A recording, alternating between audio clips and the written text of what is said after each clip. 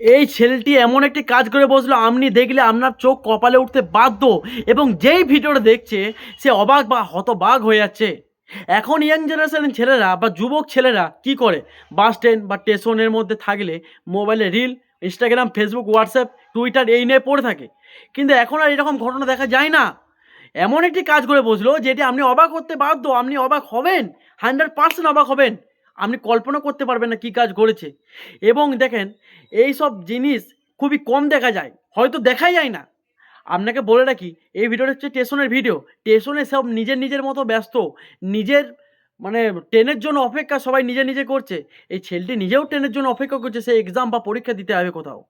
সে কিন্তু যখন দাঁড়িয়ে ছিল, ট্রেন আসতে লেট হচ্ছে, সে কিন্তু কাজটা করে বসলো মোবাইলের মধ্যে ওপেন দাঁড়িয়ে। সবাই নিজের নিজের মতো ব্যস্ত। এক ভাই কিন্তু সেটা ফলো রাখে।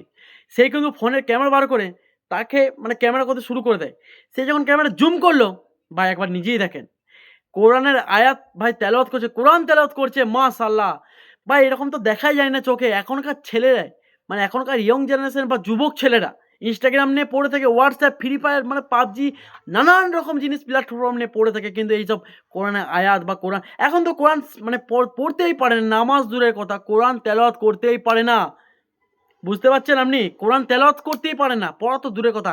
কিন্তু এই কলেজের ছেলেটি মানে সবারই মন জয় করে নিল। অনেক প্রশংসা করতে হচ্ছে এর। সত্যি এটা ভালো কাজ করেছে। মানে রাস্তা বা স্টেশনের মধ্যে দাঁড়িয়েও যে কোরআন তেলাওয়াত করা যায়, মন যদি পাক পবিত্র থাকে সব সময় সম্ভব। একদম বাস্তব কথা এটা।